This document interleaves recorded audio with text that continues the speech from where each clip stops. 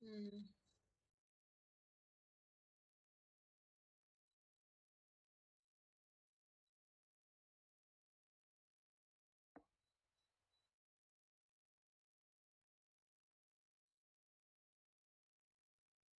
ஆமா sir.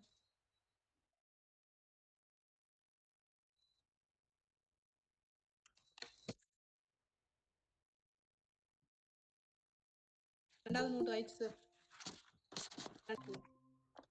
Second second note அது.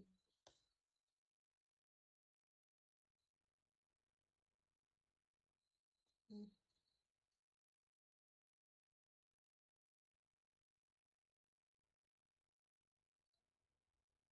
Okay.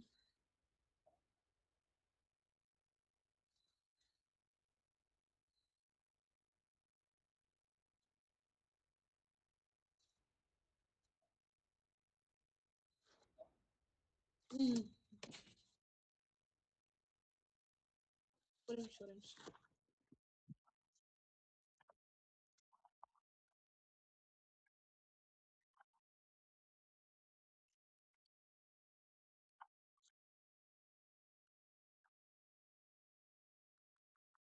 லாஸ்ட்ல வந்து ஒன்றுக்கொன்று பகாயன்கள். ஆ. சார் பகையன் 2 பகாயன்கள் இருக்கலாம். 2 பகு எண்களாகவும் இருக்கலாம். ஒரு பகு எண் மற்றொரு பகா எண்களாகவும் இருக்கலாம். 2ம் ஒற்றைப்படை எண்களாகவும் இருக்கலாம்.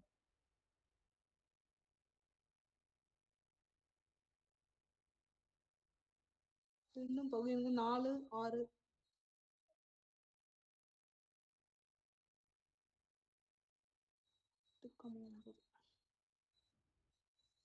ஓகே.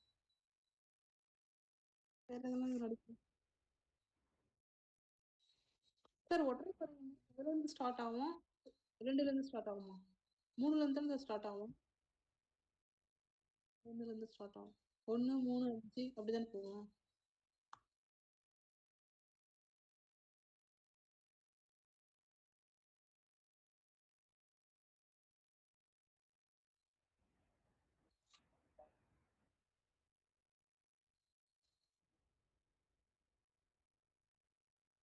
இருக்காது.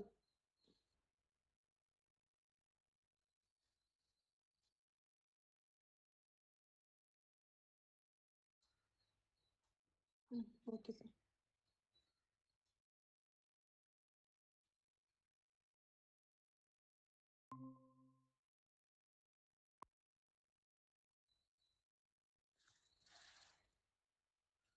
Point number sir?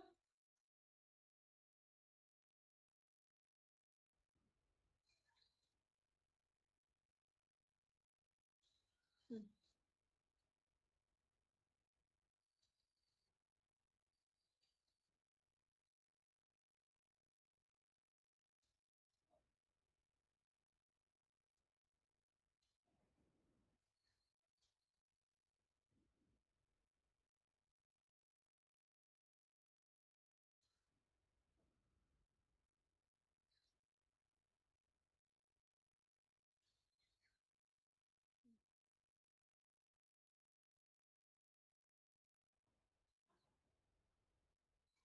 ஒண்ணு.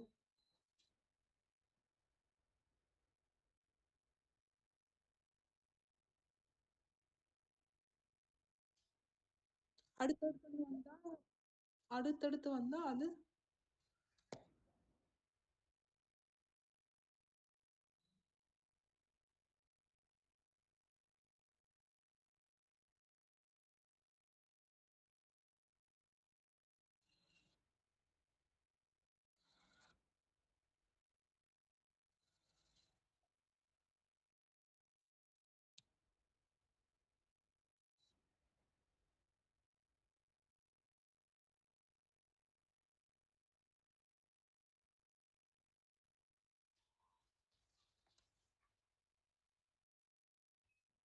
Okay sir.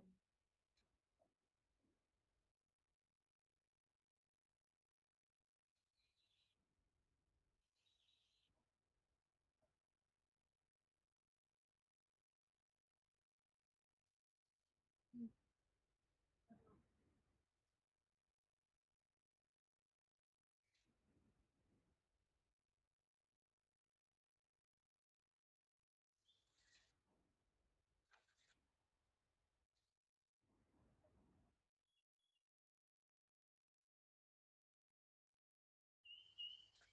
ஓகே.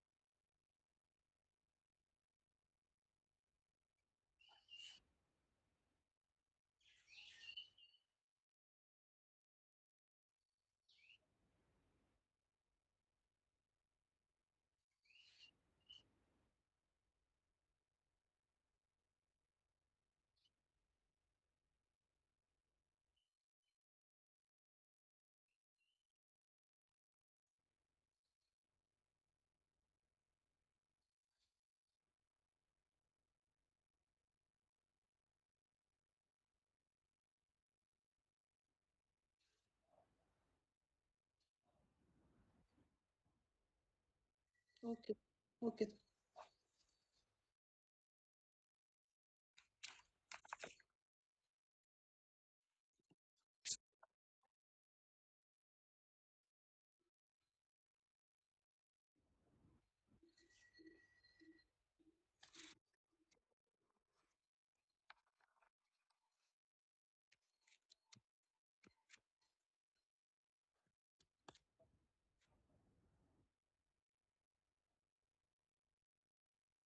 ஆமா சார்.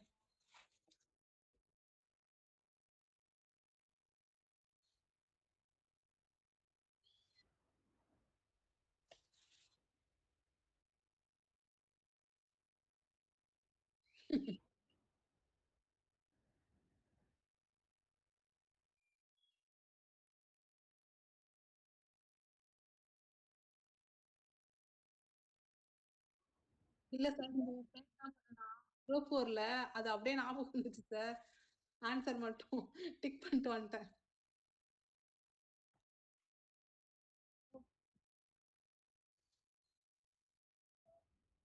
எஸ்.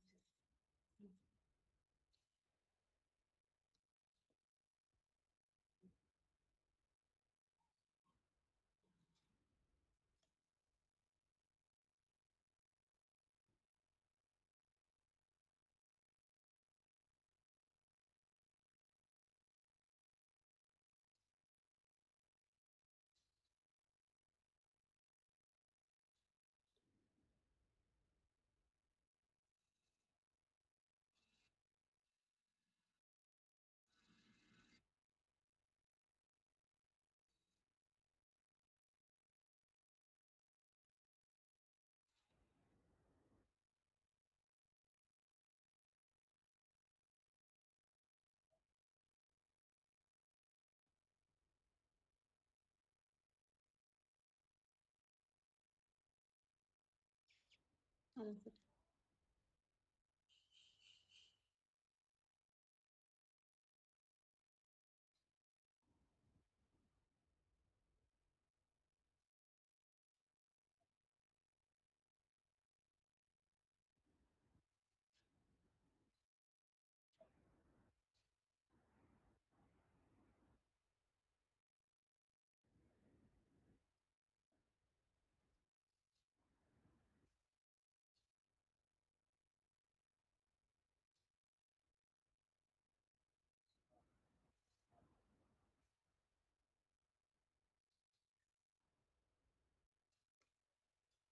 அறுபது.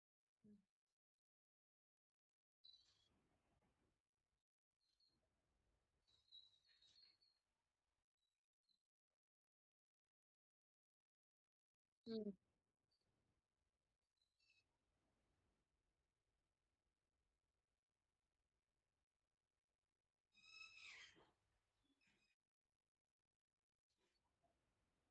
ம். ஜீ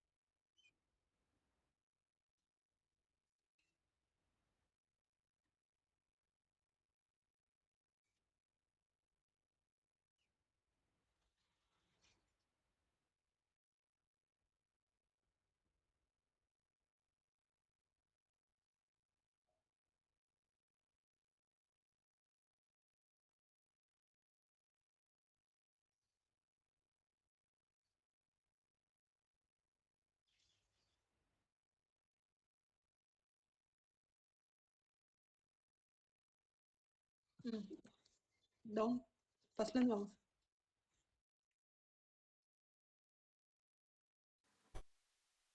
இதுலேருந்து ஸ்டார்ட் பண்ணிக்கலாமா இல்லை ஃபர்ஸ்ட்லேருந்தா? இதுலேருந்து ஸ்டார்ட் பண்ணிடுங்க. யூக்ளியுடன் முறை 12 மற்றும் 18 மீ போவா காண்க அப்படின்னா பெரிய எண் வகுத்தல் சிறிய எண் 18 டிவிஷன் 12 ஈவு 1 மீதி 6. திருப்பி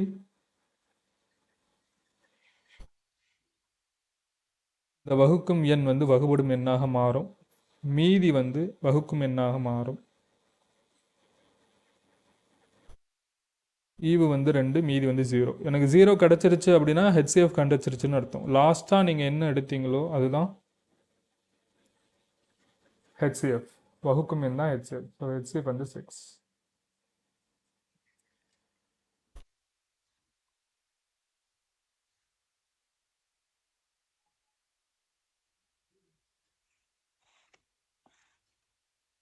சம்முக்குள்ள போலாமா? போலாம் சார்.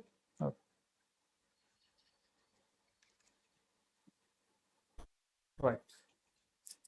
ஃபஸ்ட்டு சின்ன சம்மா கொடுக்குறேன், பாலினாமியல்ல சின்ன சம்மா கொடுக்குறேன். அதுக்கப்புறம் குரூப் 4 சம்மோட போகிறோம். சரிங்களா? இன்னைக்கு காலையில் கொடுத்த ஹோம்ஒர்க் சம்முடைய சின்ன சம் 1.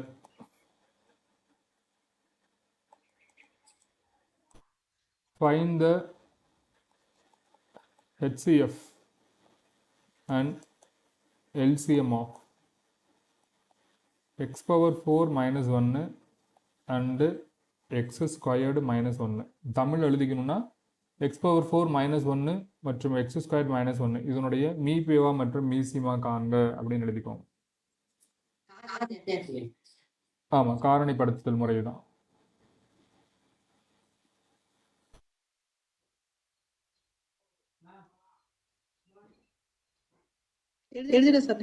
ஓகே, இப்போ பாருங்க, X power 4 minus 1 X square minus 1.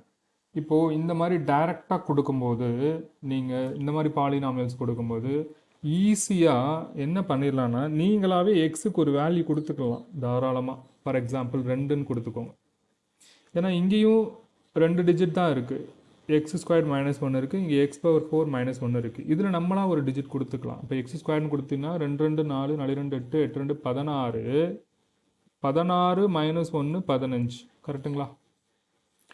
இந்த இடத்துல 2 2 4 4 minus 1 is equal to 3. So நல்லா கவனிச்சுக்கோங்க. எக்ஸ் பவர் 4 minus 1 அப்படிங்கிறது 15, எக்ஸ் ஸ்கொயர்ட் மைனஸ் 1ங்கிறது 3. அவங்க நல்லா நோட் பண்ணிக்கோங்க. ஹெச்சிஎஃப் என்ன அப்படின்னு கேட்டாங்கன்னா, ஹெச்சிஎஃப் என்பது என்னங்க? கான்செப்ட் பிரகாரம் மதிப்பளவில் சிறியது. அப்போ சிறியதுன்னா இது ஆன்சர் வரும் உங்களுக்கு. ஆமாம், எக்ஸ் ஸ்கொயர்ட் மைனஸ் 1 அப்படிங்கிறது தான் ஆன்சர்.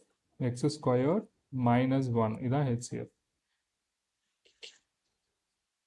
இது எல்சிஎம் என்ன அப்படின்னு கேட்டாங்கன்னா, எல்சிஎம்மோட கான்செப்ட் என்ன சொல்லி கொடுத்துருக்கேன்? மதிப்பளவில்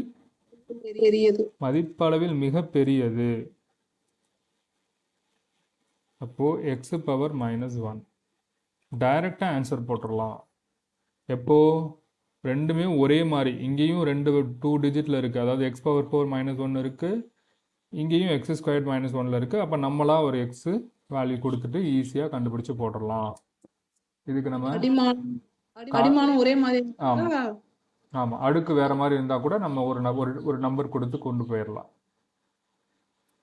ஆனால் உங்களுக்கு இந்த கான்செப்ட் உங்களுக்கு தெரியணும். ஹெச்சிஎஃப் என்பது மதிப்பளவில் மிகச்சிறியது, எல்சிஎம் என்பது மதிப்பளவில் மிகப்பெரியது. அந்த கான்செப்ட் தெரிஞ்சால் தான் இதை டைரெக்டாக ஆன்சர் பண்ண முடியும். இதை நோட் பண்ணிக்கோங்க. பையன் வரலையா சார்? யாரு? லீவா? இல்லை வந்திருக்காங்க. சரவணன் சார் தான் வரல.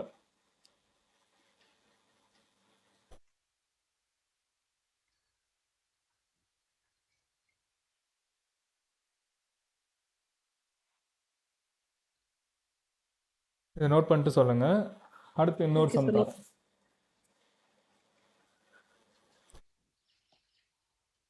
கொஞ்சம் எழுதிட்டீங்களா? அடுத்த சம் போலாமா?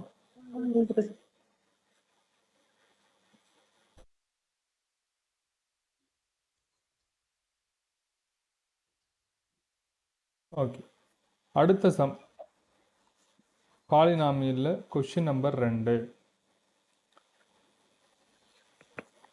X cube minus X squared plus X minus 1 மற்றும் X power 4 minus 1 X power 4 minus 1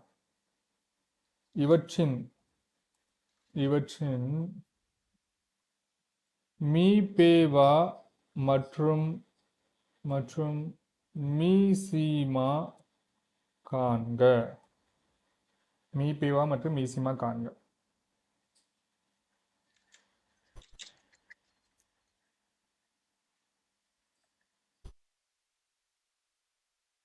மீபேவா மற்றும் மீசிமா காண்க. இதுல பாருங்க, ஆப்ஷன்ல ஆப்ஷன் ஏ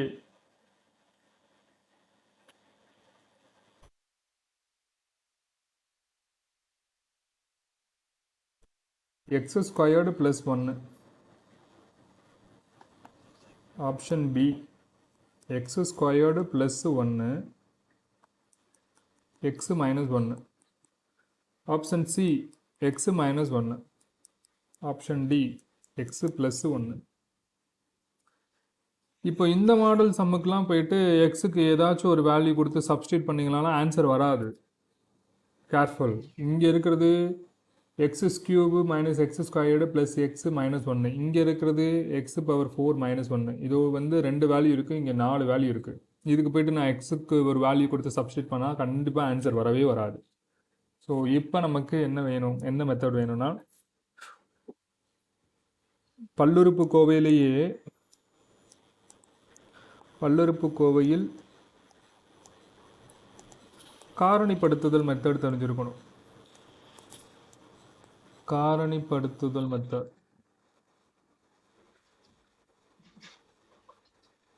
அதாவது இங்க பாருங்க,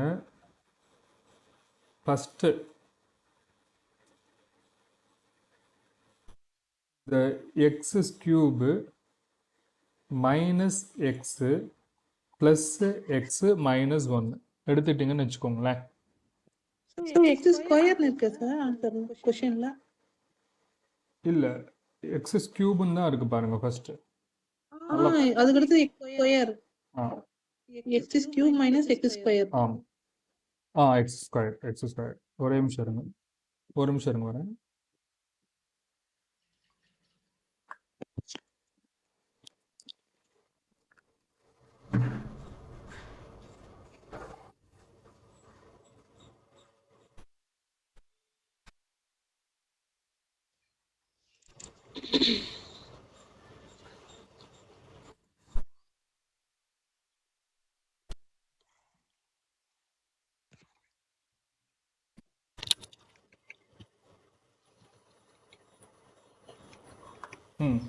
போலாங்களா?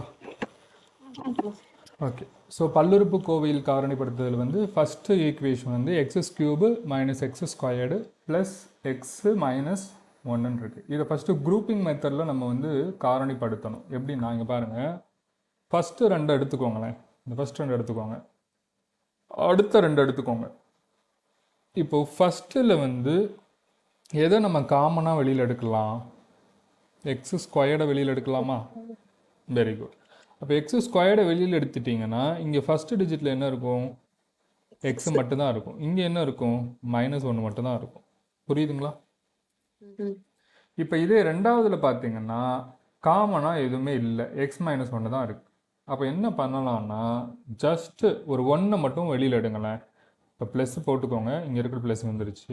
ஜஸ்ட் 1 மட்டும் காமனாக வெளியே எடுங்க. ஏன்னா இங்கேயும் 1xன்னு இருக்கிறதா தானே அர்த்தம். ஸோ இங்கேயும் 1 இருக்கிறதா தானே அர்த்தம். ஸோ 1 நான் காமனாக வெளியில் எடுத்து அதே எக்ஸ் -1 அப்படியே எழுதிடுறேன். ஸோ எனக்கு இங்கே பாருங்கள், நல்லா கவனிங்க, இங்கேயும் எக்ஸ் -1 இருக்குது, இங்கேயும் எக்ஸ் -1 இருக்குது. ஸோ காரணிப்படுத்துதலில் குரூப்பிங் மெத்தட் பிரகாரம் இந்த எக்ஸ் -1 மட்டும் தனியாக நீங்கள் இப்படி எடுத்து எழுதிக்கலாம். மீதி இருக்கிற எக்ஸ் ஸ்கொயர்டு ப்ளஸ் ஒன்னை நீங்கள் இப்படி எடுத்து எழுதிக்கலாம். இந்த ஸ்டெப்பு ரொம்ப முக்கியம். புரியலனா இப்பயே கேட்டுருங்க. Sir X square plus one எப்படி சார் வந்தது? எக்ஸ் ஸ்கொயர்டு ப்ளஸ் ஒன் அதான் இல்லை ஃபார்முலாலாம் இல்லை.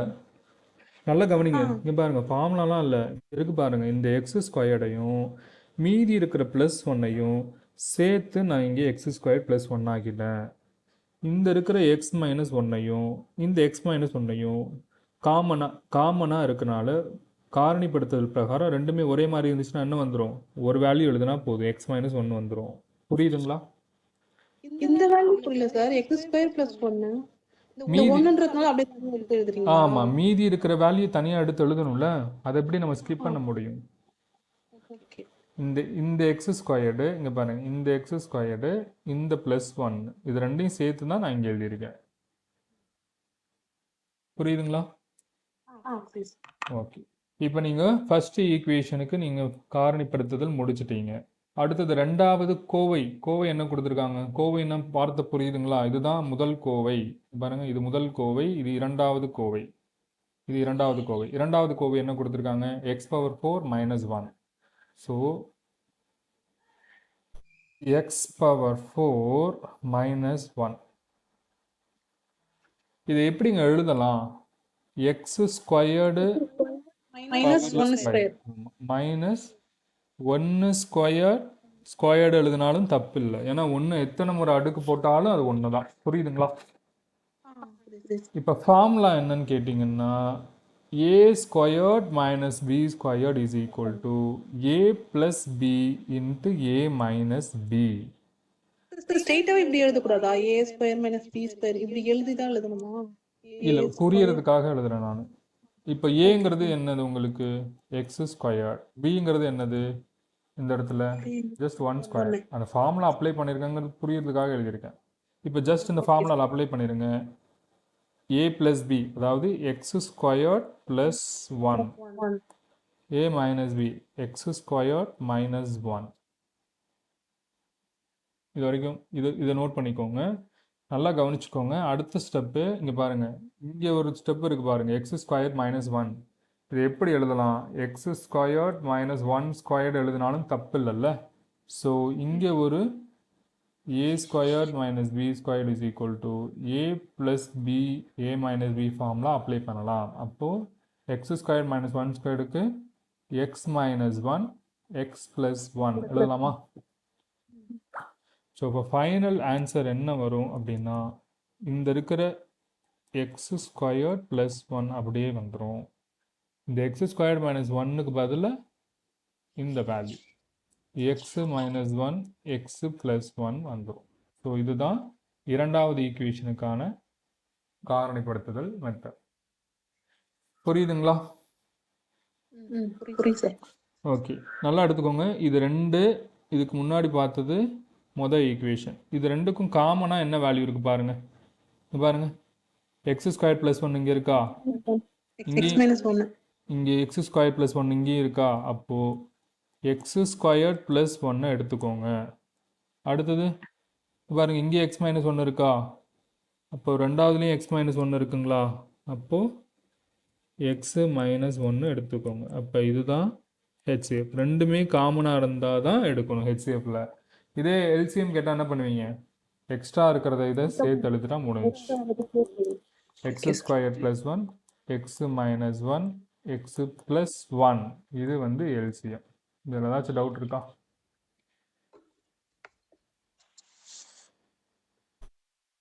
நோட் பண்ணிக்கோங்க. இல்லை மேலே எதுவும் அப்பில் எதுவும் போகணுமா? ஃபர்ஸ்ட்லேருந்து எதுவும் எழுதணுமா சஞ்சய்?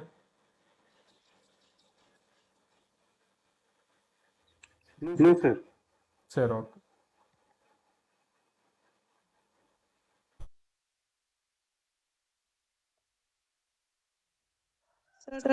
மேல இருந்து வாங்க சார் கொஞ்சம். ஃபர்ஸ்ட்லேருந்தே வரவா? இதுல இருந்து சரி, ஓகே.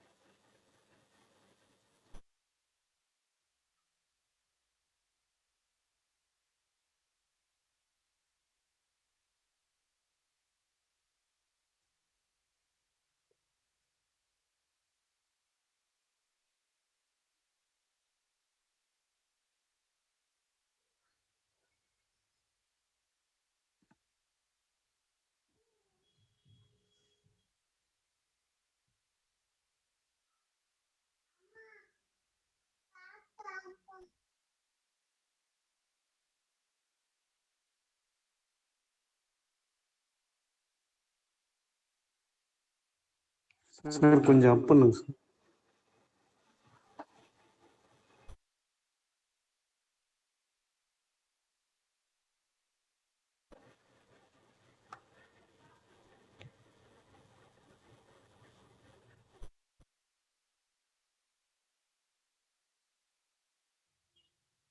இன்னும் கொஞ்சம் பண்ணுங்க சார். இன்னும் கொஞ்சம் டவுனா?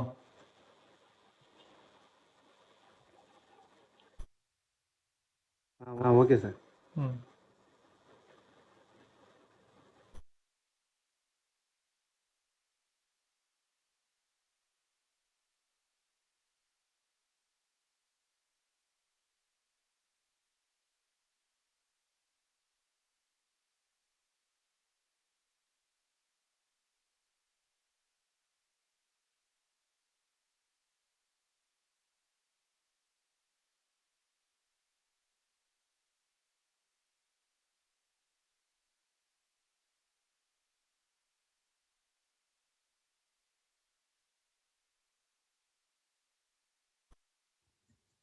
நெக்ஸ்ட் போகலாம் சார்.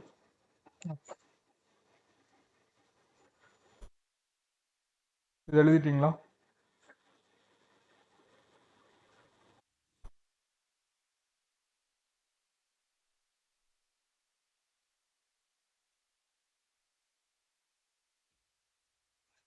எழுதியா சார் போலாம். ம். ஓகே. இப்போ நம்ம குரூப் 4ல் கேட்ட அந்த சம்முக்கு போகலாம். சரிங்களா? அது கொஞ்சம் நிறையா நோட்ஸ் எழுதுகிற மாதிரி இருக்கும். ஏன்னா ஃபஸ்ட் டைம் அந்த மாடல் நடத்துகிறதுனால நோட்ஸ் எழுதுங்க. அதுக்கப்புறம் நீங்கள் டைரெக்டாக ஃபாஸ்ட்டாக போட ஆரம்பிச்சிருவீங்க அதே மாடலில். சரிங்களா? ஸோ ஃபஸ்ட்டு சம்முங்கிறனால கொஞ்சம் டைம் எடுக்கும். அது ஏன்னா அது முப்படிமானத்தில் கொடுத்துருக்காங்க. பாருங்கள் என்ன கொடுத்துருக்காங்க அப்படின்னா X cube plus X squared minus X plus 2 மற்றும் 2x cube minus 5x squared plus 5x minus 3 ஆகிய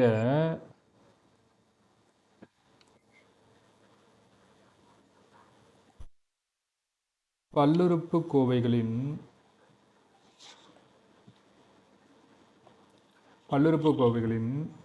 மீ போ காண்க, அதாவது HCF காண்க. இது வந்து குரூப் 4ல் கேட்ட டைரக்ட் கொஷின். நான் என்ன எக்ஸ்ட்ரா கொடுக்குறேன்னா மற்றும் மீசிமாவும் காண்க, எல்சிஎம்மும் காண்க. ஏன்னா சம்மை வந்து இன்னும் ஃப்யூச்சரில் எப்படி வேணாலும் கேட்கலாம், எல்சிஎம் கூட கேட்கலாம். மீசிமாவும் காண்கன்னு ஆட் பண்ணிக்கோங்க. இந்த ஒரு கொஷினுக்கு கொஞ்சம் டைம் எடுக்கும் தான். ஆனால் ஃபஸ்ட் டைம் நீங்கள் முப்படிமான சம் பார்க்குறனால டைம் எடுக்கும். புரிஞ்சுக்கிட்டிங்கன்னா அதுக்கப்புறம் நீங்கள் எக்ஸாமில் இந்த சம்மை சால்வ் பண்ணுறதுக்கு 5 மினிட்ஸ் ஆகும். சரிங்களா? ரைட். அதிகபட்சம் 5 மினிட்ஸ் எக்ஸாமில், அதுக்கு மேலே போகக்கூடாது.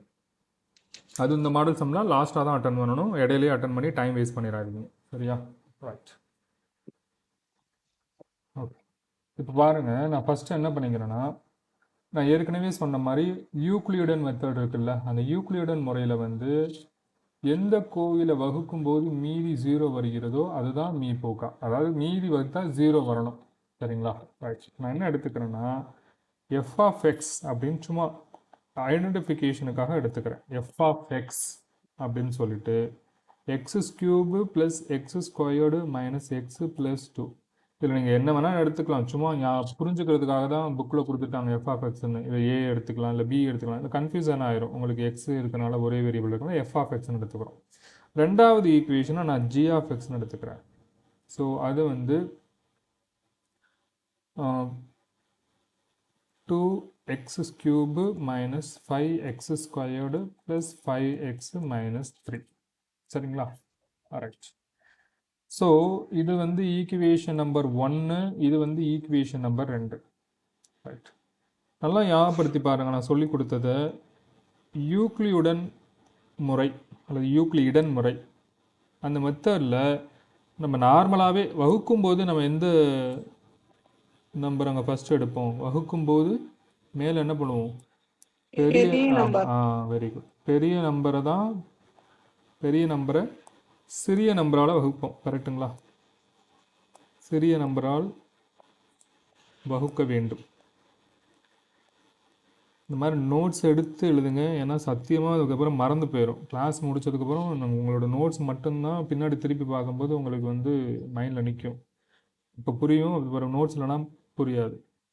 ஸோ இதில் உங்களுக்கு பார்த்தோன்னே தெரியுதுங்களா, ஈக்குவேஷனில் இது 2x3, இது வெறும் x3 தான். அப்போ நம்ம ரெண்டாவது ஈக்குவேஷனை ஈக்குவேஷனால் வகுக்கணும்.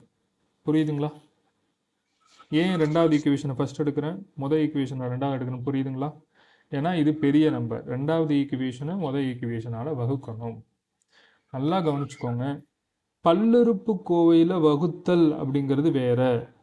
பல்லுறுப்புக்கோவையின் வகுத்தல் என்பது வேறு. வகுத்தல் என்பது வேறு முறை. நார்மல் வகுத்தல் கிடையாது. பல்லுறுப்புக்கோவையினுடைய வகுத்தலே வேற.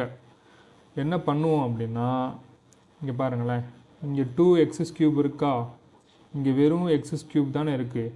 ஈக்குவேஷனை ஃபஸ்ட்டு நம்ம சமநிலைப்படுத்தணும். இதுக்கு கீழே இங்கே பாருங்கள், நம்பர் 1 ஈக்குவேஷனை சும்மா நார்மலாக சொல்கிற மாதிரி எழுதிக்கோங்க. ஈக்குவேஷனை சமநிலைப்படுத்த வேண்டும்.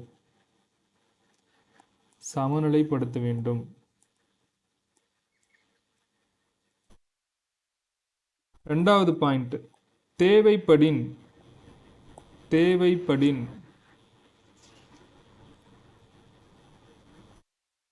சைனை வந்து மாற்றணும். சைனை மாற்ற வேண்டும். அது என்ன சைன் அப்படின்னா ஒன்றும் இல்லை, ப்ளஸ்ஸுனா மைனஸ்ன்னு மாற்றுவோம், கரெக்டுங்களா?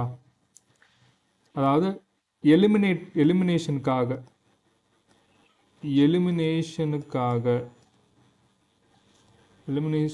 மட்டும் ப்ளஸ்ஸுனா மைனஸ்ன்னு மாற்றுவோம், மைனஸ்னா ப்ளஸ்ன்னு மாற்றுவோம். இப்போ பாருங்கள், நோட் பண்ணிக்கலாம். ஃபஸ்ட்டு கவனிங்க. பாருங்கள், 2x3 ரெண்டாவது ஈக்குவேஷனை அப்படியே எழுதிக்கலாம். So 2x3 minus 5x² plus 5x minus 3, சரிங்களா? அடுத்தது இந்த x³ இருக்குது பார்த்தீங்களா, இந்த x³ அதுக்கப்புறம் இந்த plus 5 plus x² minus x plus 2, இந்த நான் ஈக்குவேஷனை சமநிலைப்படுத்தணும். அதனால் நான் என்ன பண்ணுறேன், ரெண்டாவது ஈக்குவேஷனை இங்கே 2 இருக்கா, அதனால் நான் 2ஆல் மல்டிப்ளை பண்ணிக்கிறேன்.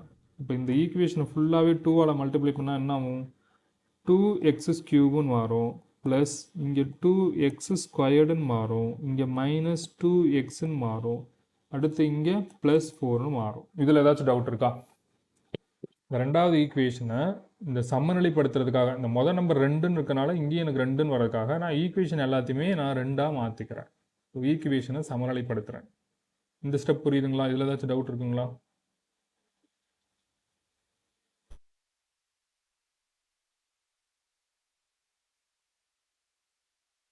டவுட் இல்லைல்ல?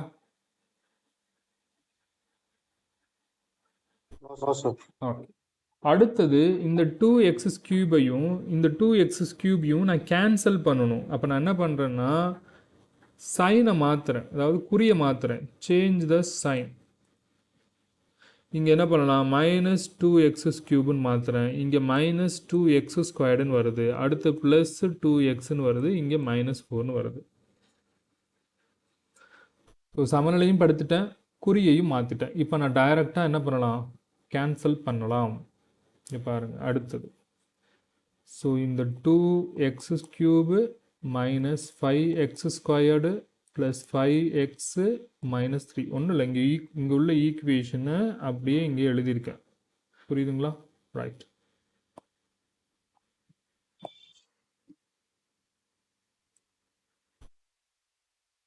ஸோ கேன்சல் பண்ணால் minus 2x³ plus 2x³ cancel ஆகிடும். ஸோ அடுத்தது மைனஸ் 7x² வரும், இங்கே ப்ளஸ் 7xன்னு வரும், அடுத்தது இங்கே மைனஸ் 7 வரும். ஸோ இதில் காமனாக மைனஸ் 7 நான் வெளியில் எடுக்கிறேன். So x² minus x plus ஒன்னுன்னு வருது. ஏதாச்சும் டவுட் இருக்கா?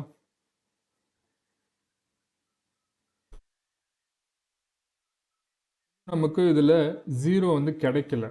ஸோ அதனால் கிடைச்ச இந்த X squared minus X plus ஒன்று இருக்குல்ல, இந்த X squared minus X plus ஒன்று அப்படிங்கிறத ஆல்ரெடி நீங்கள் எதால் வகுத்தீங்க?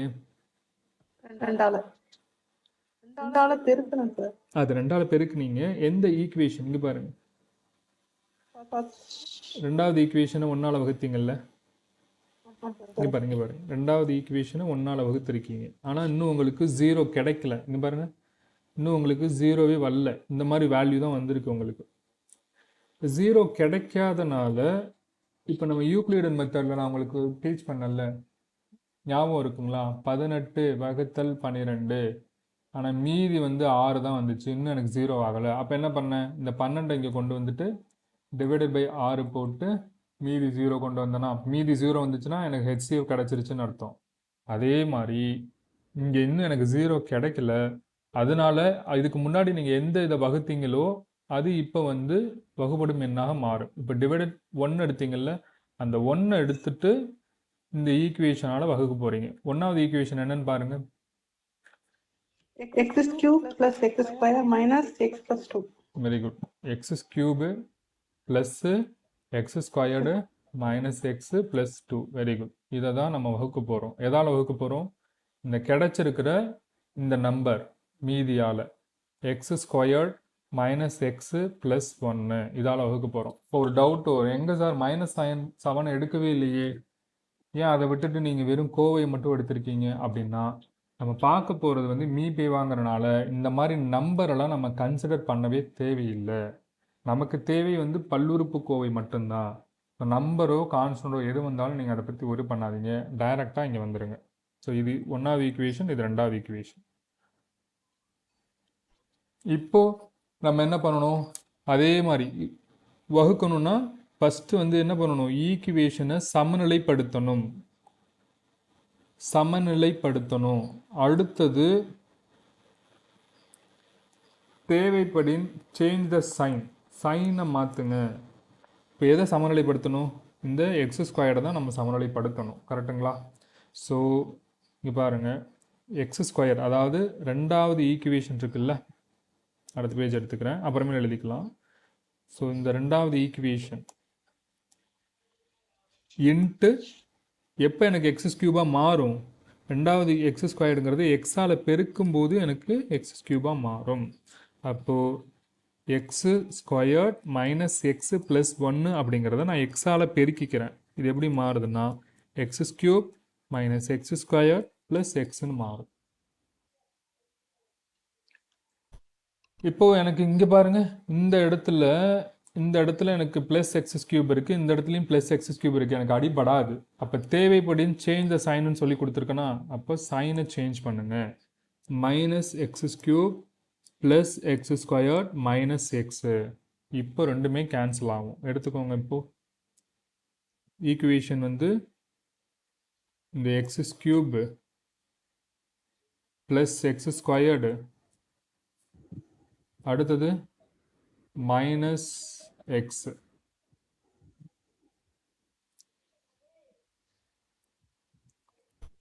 எக்ஸ் கியூபுக்கு இந்த எக்ஸ் கியூப் கேன்சல் ஆயிரும், எக்ஸ் ஸ்கொயர்டு கேன்சல் ஆகும், மைனஸ் எக்ஸுக்கு மைனஸ் எக்ஸ் கேன்சல் ஆகும். அப்போது மீதி 0 வருது. அப்போ ஆன்சர் என்னங்க வரும், X squared minus X plus 1.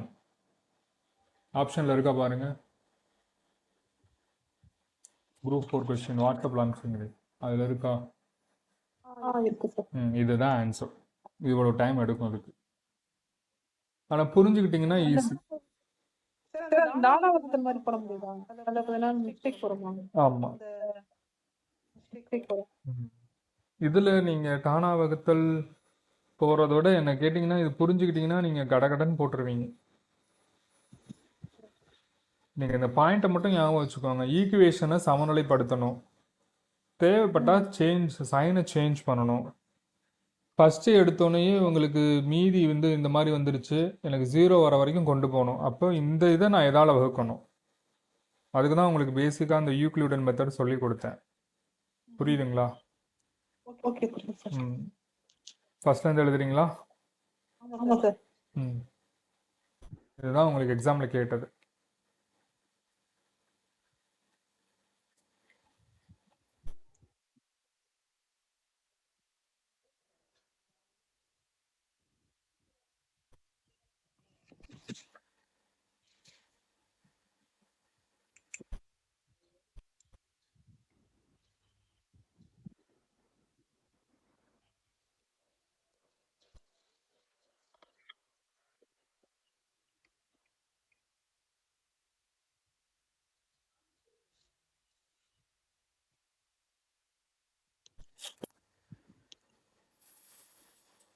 Sir கொஞ்சம் அப் பண்ணுங்க சார். ஆ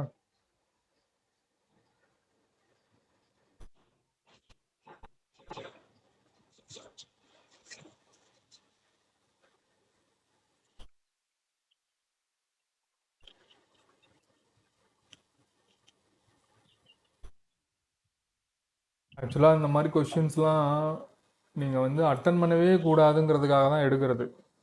புரியுதுங்களா? திரும்பவும் சொல்கிறேன், டைம் இருந்தால் மட்டும்தான் இந்த கொஷின் அட்டன் பண்ணணும். இல்லாட்டினா இந்த கொஷினை லாஸ்ட்டாக பார்த்துக்கலான்னு விட்டுட்டு போயிடணும். இடையில போட்டு அதுவும் நல்லா தெரிஞ்சா நீங்கள் இப்போ ப்ராக்டிஸ் பண்ணிட்டீங்கன்னா எடுத்துகிட்டு போயிட்டே இருக்கலாம். தாராளமாக நீங்கள் 25க்கு 25 கொண்டு போகலாம். சரிங்களா? இல்லை அப்படின்னா 23 தான் மேக்ஸிமம் எடுக்க முடியும் மேக்ஸில். அந்த மாதிரியே மாற்றிட்டாங்க. 2 கொஷின் பேப்பர் பார்த்தாவே தெரியுது. 2 கொஷின் அட்டன் பண்ணக்கூடாதுங்கிறதுக்காகவே எடுக்கிற மாதிரி இருக்குது. அட்டன் பண்ண முடியும், என்ன டைம் எடுக்கும், டைம் எடுத்துருந்தலாம், வேற ஒன்றும் இல்லை. ஆனால் தெரிஞ்சு வச்சுக்கோங்க, ஒரு கொஷினில் எப்படியும் நமக்கு எவ்வளோ வேல்யூன்னு நமக்கு தெரியும்.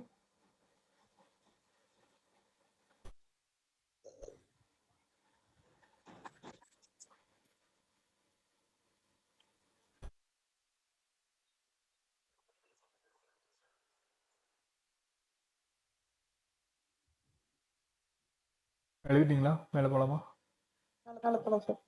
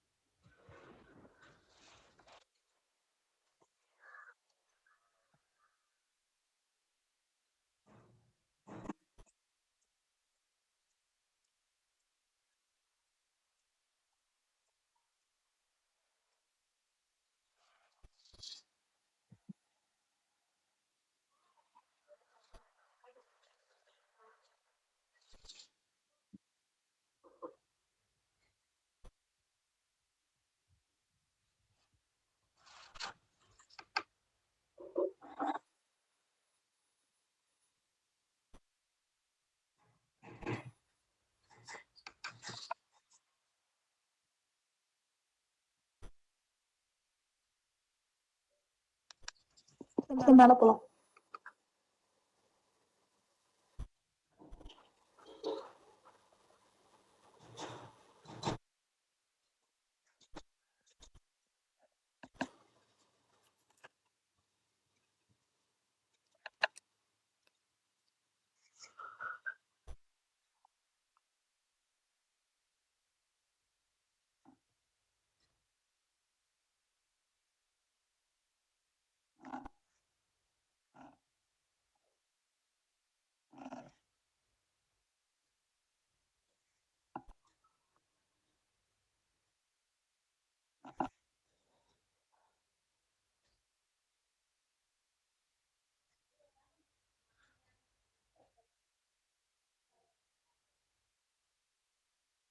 சார் மேலே போகலாம்.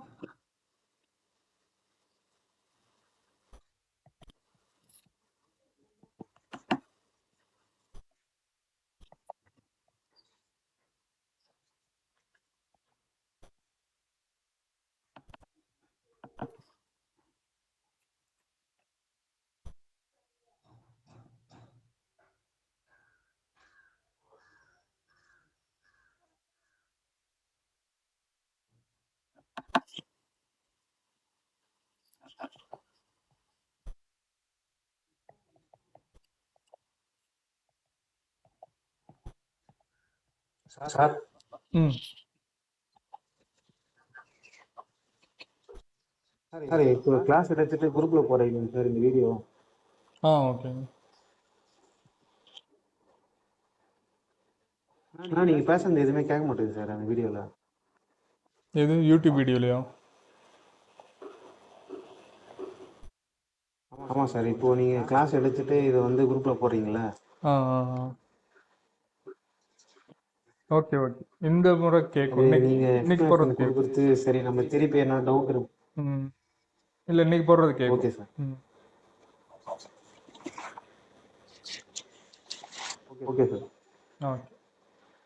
இப்போ ஹெச்சிஎஃப் கண்டுபிடிச்சிட்டிங்க. இப்போ இதே எல்சிஎம் கேட்குறாங்கல்ல, அதுக்கு என்ன பண்ணுறது அப்படின்னா, ஹெச்சிஎஃப் கண்டுபிடிக்காமல் எல்சிஎம் டைரெக்டாக வர முடியாதுங்க.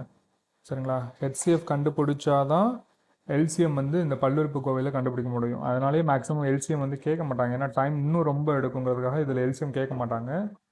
எல்சிஎம் கேட்டுட்டாங்கன்னா கண்டிப்பாக ஹெச்சிஎஃப் தெரிஞ்சால் தான் போட முடியும். இப்போ ஃபஸ்ட்டு வந்து எல்சிஎம்க்கு முதலில் ஹெச்சிஎஃப்பை கண்டறிய வேண்டும். ரெண்டாவது, கொடுக்கப்பட்ட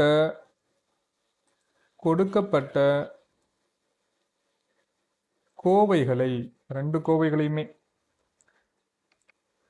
ஹெச்சிஎஃப் ஆல் வகுக்க வேண்டும்.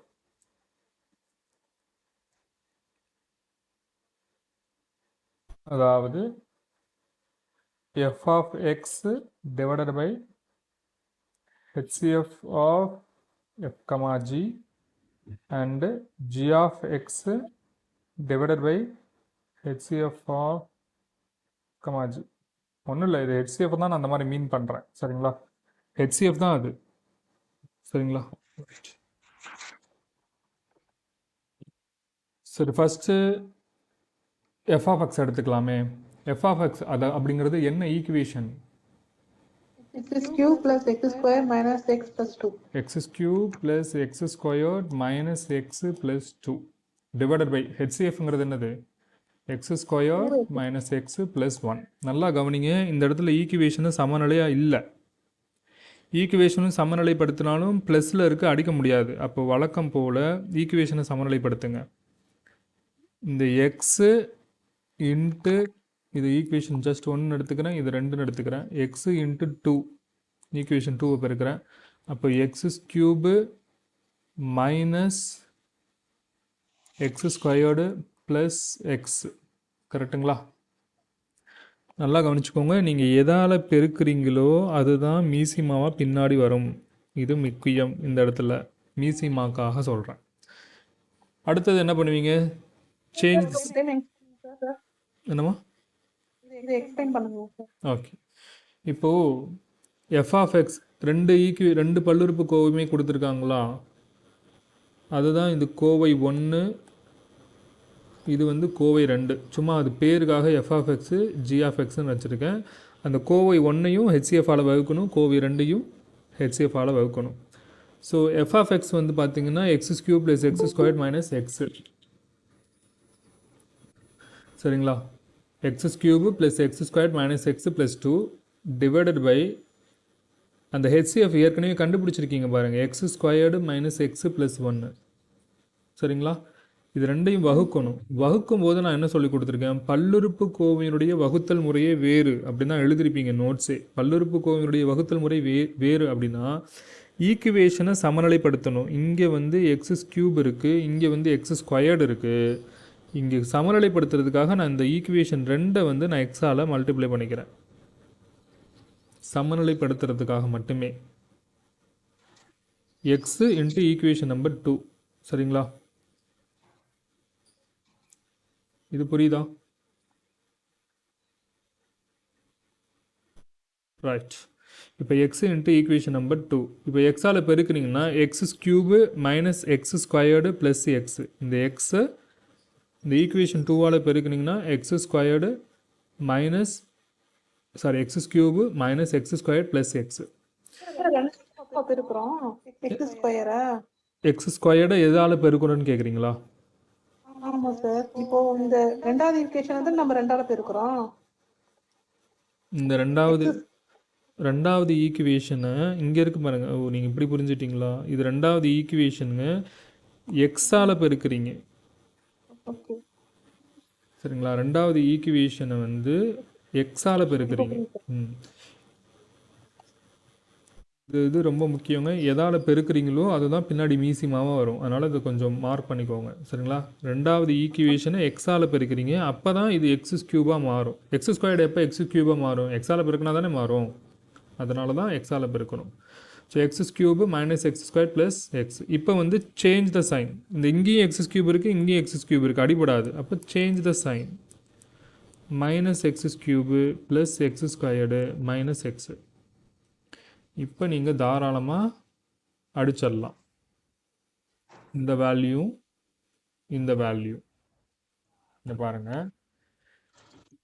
So X cube plus x squared minus X plus 2 அப்படிங்கிறது ஃபஸ்ட்டு ஈக்குவேஷன். இப்போ ரெண்டாவது ஈக்குவேஷனை தான் அப்படி மாற்றி வச்சுருக்கீங்க. Minus x cube plus x squared minus x. இது ரெண்டாவது ஈக்குவேஷன். அடிச்சிங்கன்னா என்ன வரும்? இங்கே பாருங்கள். எக்ஸ் கியூபுக்கும் கேன்சல் ஆயிரும். எக்ஸ் ஸ்கொயர் ப்ளஸ் எக்ஸ் ஸ்கொயர்டுங்கிறது 2x ஸ்கொயர்டாக ஆயிரும். மைனஸ் 2x ஆயிரும். இந்த ப்ளஸ் 2 வந்து அப்படியே வந்துடும். சரிங்களா? ஸோ இப்போ காமனாக இருக்கிற வேல்யூ வந்து 2. அதனால் 2வை காமனாக எடுத்துகிட்டு X square minus X plus 1 அப்படின்னு வந்துடும். புரியுதுங்களா?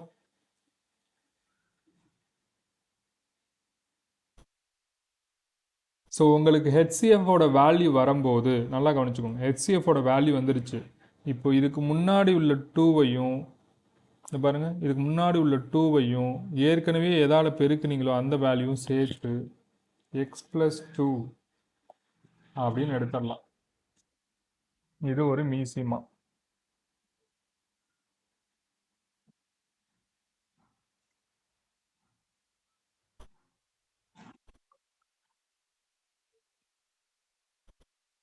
அடுத்த ஸ்டெப் போகலாமா? ஓகே. இப்போ நீங்கள் எஃப் ஆஃப் எக்ஸ் தானே எடுத்திருக்கீங்க. அடுத்து ஜி ஆஃப் எக்ஸை அடிக்கணும்ல. அப்போ ரெண்டாவது G of x divided by HCF. G of எக்ஸுங்கிறது ஈக்குவேஷன் என்னங்க? எக்ஸ் பவர் 2 அப்புறம்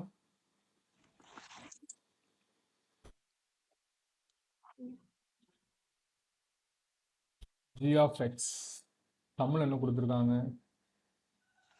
எக்ஸ் கியூபா? G of x 2x cube sir. 2x கியூபா? Okay. 2x cube minus 5x squared plus 5x minus 3. HCF கண்டுபிடிச்சிருப்பீங்களா? X squared minus X plus 1. Minus பண்ணு sir.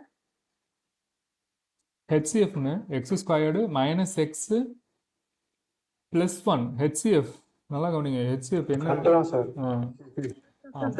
Okay okay. இப்போ HCF வந்து பாருங்களேன், கீழே பாருங்களேன். ஈக்குவேஷன் வந்து வகுக்க முடியுமா? இங்கே வந்து 2 இருந்தால் தான் இதை வந்து அடிக்க முடியும்.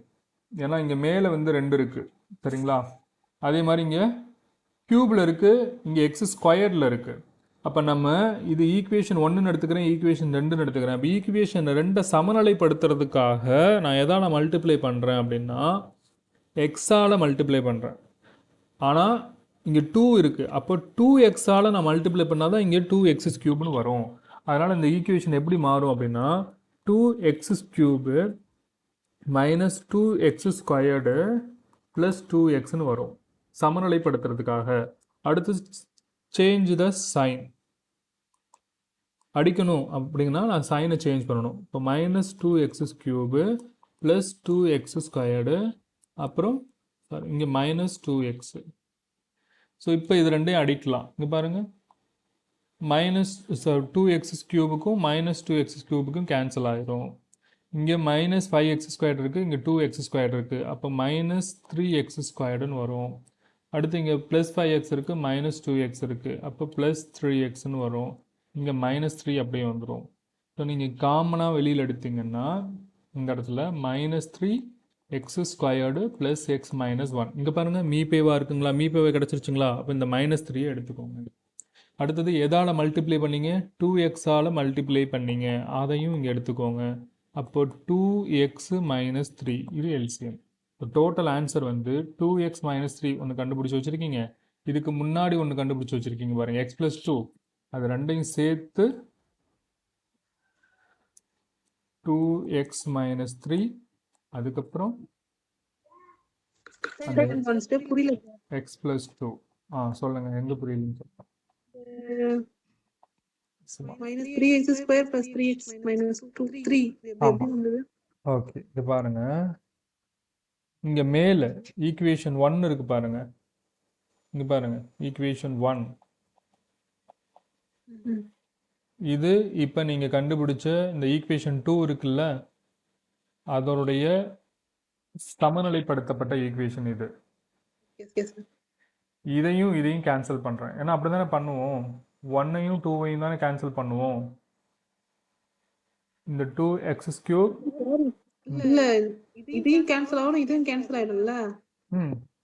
இப்போ இந்த -5x² இருக்கு, இங்க +2x² இருக்குல்ல. இதையும் தான் பாக்குறீங்களா? அப்ப இது ரெண்டுத்தையும் பார்க்கலையா? இது இதனுடைய அடுத்தடுத்த ஸ்டெப்பு தான் இது. இந்த x² - x இருக்கு பார்த்தீங்களா, இதனுடைய அப்டேட்டட் ஈக்குவேஷன் தான் இது. நீங்கள் கால்குலேட் பண்ணுறது இங்கே பாருங்க, 1 ஈக்குவேஷன் 1ஐயும் எழுதிக்கோங்க, வேணாம், ஈக்குவேஷன் 1ஐயும் மைனஸ் ஈக்குவேஷன் 3ன்னு கூட எழுதிக்கோங்க. 1ஐயும் 3ஐயும் தான் மைனஸ் பண்ணுறீங்க, சரிங்களா? நோட் பண்ணிக்கோங்க, மறந்துடாதீங்க. ஈக்குவேஷன் 1ஐயும் 3ஐயும் தான் மைனஸ் பண்ணுறீங்க. இந்த 3 எப்படி சார் வந்துச்சு அப்படின்னா 2லேருந்து தான் வந்துச்சு. அதை நம்ம ஈக்குவேஷன்ஸ், ஆமாம், ஏன்னா அது சமநிலைப்படுத்துறதுக்காக தான் இப்படி மாற்றுறோம். பல்லுறுப்புக்கோவையில் வகுத்தல்னா இப்படி தான் போட்டாகணும். பல்லுறுப்புக்கோவை வகுத்தல்னாவே அது அப்படி தான் இருக்கும். ஒரு முறை இன்னொரு முறை ட்ரை பண்ணி பாருங்கள், சரிங்களா? நான் வீடியோவுமே போடுறேன் யூடியூப்பில். இன்னொரு முறை ஜஸ்ட் இதே சம்மை நீங்களாக போட்டு பாருங்கள். நோட்ஸ் எல்லாம் எழுதியிருப்பீங்க, இதே சம்மை நீங்களே போட்டு பாருங்கள். அப்புறம் யூடியூப்பில் வீடியோ பாருங்கள் திருப்பி இதே கிளாஸை. இது புரிஞ்சிச்சுன்னா நீங்கள் இது ஈஸியாக போட்டுடலாம். டவுட் இருந்துச்சுன்னா அதுக்கப்புறம் திருப்பியும் கேளுங்க. நான் இந்த ஒரு சம்முக்கு மட்டும்தான் இவ்வளோ டைம் பொறுமையாக எடுத்துருக்கிறது காரணமே இது புதுசு, அதனால தான் இவ்வளோ எடுத்துருக்கிறது.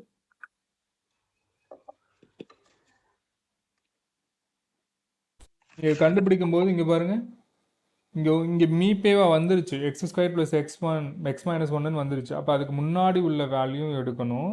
இங்கே நீங்கள் என்ன பெருக்குனீங்களோ அந்த வேல்யூ எடுக்கணும். ஸோ 2x - 3 இது ஒரு மீசிமா. இங்கே ஒரு, அதாவது g(x)க்கு ஒரு மீசிமா, இங்கே ஒரு f(x)க்கு ஒரு மீசிமா கண்டுபிடிச்சி வச்சுருக்கீங்க, x + 2. ரெண்டையும் சேர்த்து 2x - 3 x + 2 அப்படின்னு வரும். ரெண்டையும் சேர்த்து, ஏன்னா மீசிமான மொத்தமாக தானே எழுதுவீங்க. ஸோ அதான் நான் சொல்கிறேன்ல, இந்த மாடல் சம்மெல்லாம் நீங்கள் அட்டன் பண்ணவே கூடாது, 25க்கு 25 வாங்கவே கூடாது அப்படிங்கிற காரணத்துக்காக மட்டுமே எடுக்கக்கூடிய சம். ஜஸ்ட்டு தெரிஞ்சுக்கோங்க, எக்ஸாமில் டைம் இருந்தால் மட்டும் நல்லா ப்ராக்டிஸ் பண்ணிட்டீங்கன்னா மட்டும் லாஸ்ட்டாக அட்டன் பண்ணக்கூடிய சம். எனக்கு சம்மு தெரியாதுன்ட்டு இருக்கக்கூடாதுல்ல, எனக்கு டைம் இருந்துச்சு, எனக்கு சம்மு வந்து தெரியலை அப்படின்னு உட்காந்துருக்கக்கூடாது. எனக்கு சம் எனக்கு போட தெரியும், டைமும் இருக்குது அப்படின்னா இந்த சம்மை எடுத்து நம்ம 25/25 வாங்கணும். எந்த கான்செப்டுக்காக இதை கற்றுக்குறோன்னு புரியுதுங்களா? டைம் இருக்குது, எனக்கு சம்மு தெரியும் அப்படின்னா ஆமாம் போடணும்.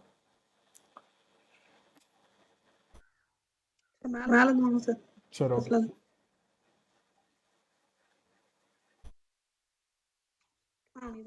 எல்சிஎம்ல இருந்து. ஸோ இந்த சம்மோட கிளாஸ் ஸ்டாப் பண்ணிக்கிறேன். இது இன்னொரு முறை பாருங்கள், டவுட் இருந்துச்சுன்னா தாராளமாக கேளுங்க. ஆனால் யூடியூப்பில் இருக்கிற ஒரு வீடியோ, இந்த கிளாஸோட வீடியோவும் ஒரு முறை ரீகால் பண்ணிக்கோங்க.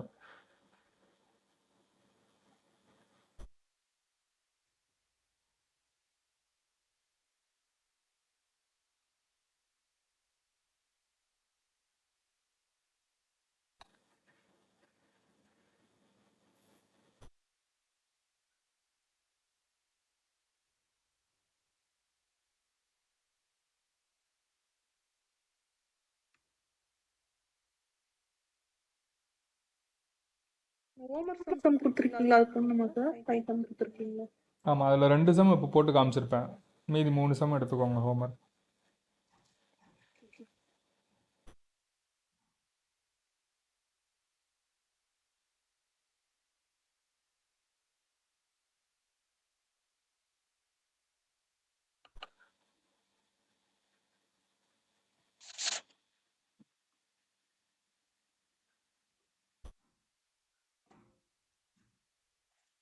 டவுன் பண்ணுங்க சார்.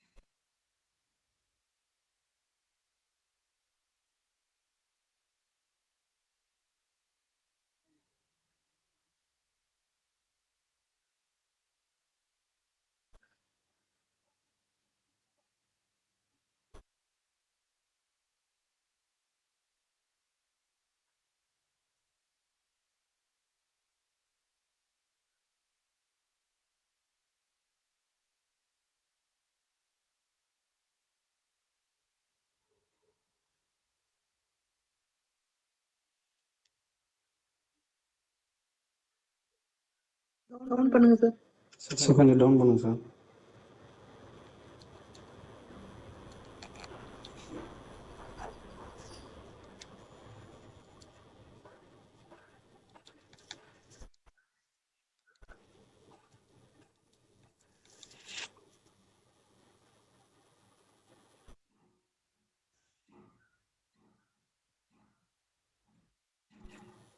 டென்த்ல இது 5 மார்க் கொஸ்டின் தான் சார். ஆமாம்.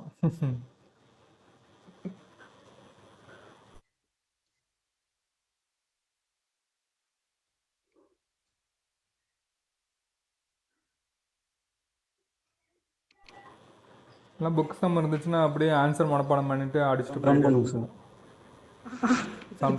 சார். சம்டைம் புக்ஸ்லேருந்து அப்படியே வந்துடும்ல. ஆன்சர் மனப்பாடம் பண்ணால் அப்படியே ஆப்ஷனை போட்டு அடிச்சுட்டு மார்க் வாங்கிக்க வேண்டியதான். அது மாதிரி நடக்கும், அப்படி தான் பண்ணுவாங்க ப்ராக்டிஸில். வேற வழி இல்லை சார். ஆமாம். இந்த தான் மாட்டேன் சார். இவ்வளோ தூரம் இழுத்துட்டு போகிறோம்.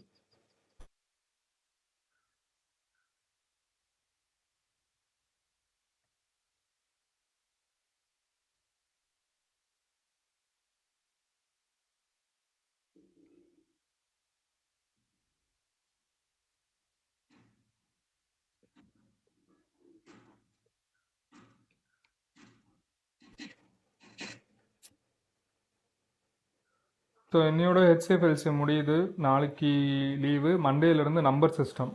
சரிங்களா?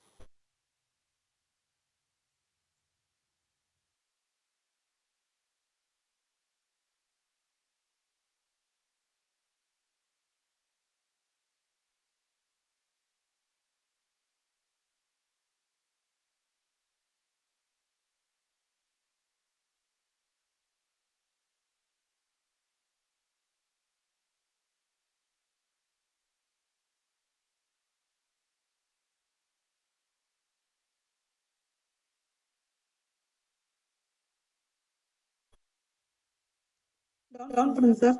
ம்.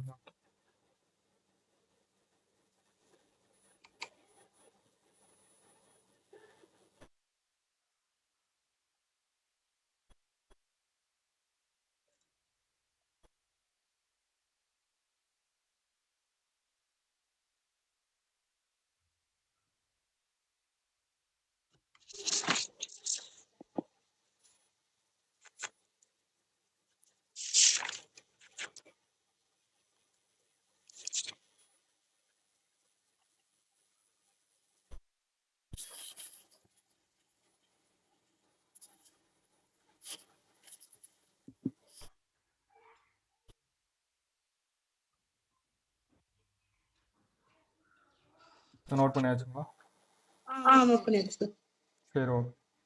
ஜஸ்ட் ஃப்ரீ டைமில் திருப்பி ஒரு முறை கிளாஸ் எடுத்து பாருங்கள். நான் யூடியூப்பில் போடுறேன். டவுட்ஸ் இருந்துச்சுன்னா அதுக்கப்புறம் கேளுங்க. மண்டேலேருந்து நம்பர் சிஸ்டம் பார்க்கலாம். சரிங்களா? Okay sir. Okay. Class cut பண்ணுறேன். தேங்க்யூ. Thank you sir.